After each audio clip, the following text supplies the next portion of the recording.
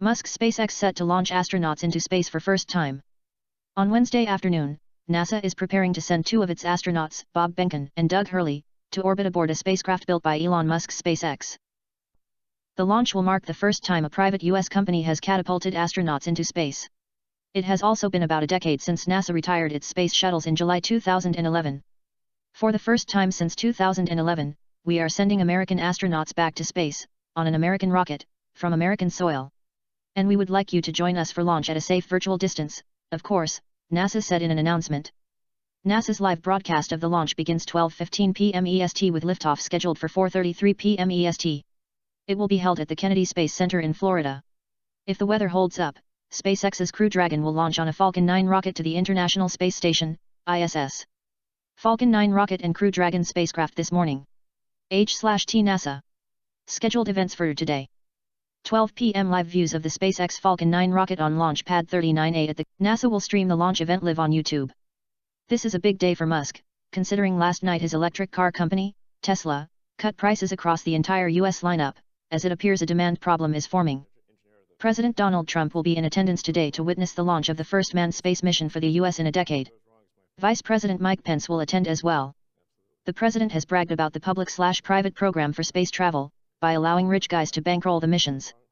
We are letting those rich guys Elon Musk that like rockets, go ahead, use our property, pay us some rent, Trump said at a rally in Tupelo, Mississippi, in November 2018.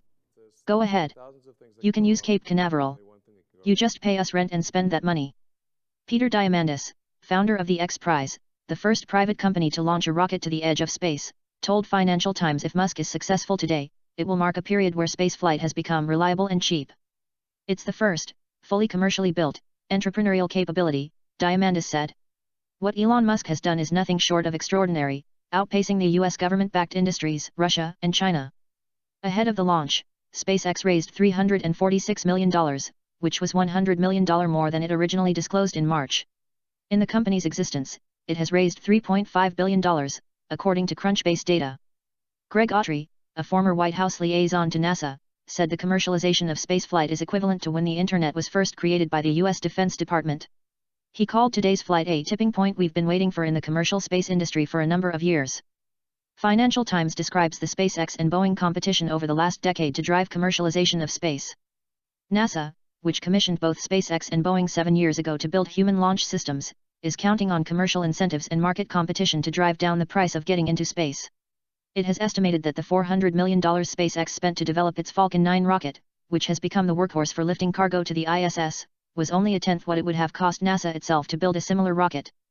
Since the Space Shuttle was retired in 2011 and the U.S. was forced to buy seats on Russian rockets to propel its astronauts to the ISS, the cost of getting into space has risen sharply.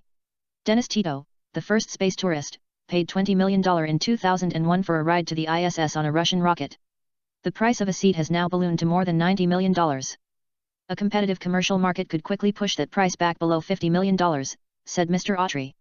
Boeing's rival space capsule suffered a setback earlier this year because of software glitches but is expected to make its first manned test launch next year. Other companies, including Jeff Bezos's Blue Origin and Sierra Nevada, a Californian company that has built a space vehicle with wings, also hope to cash in.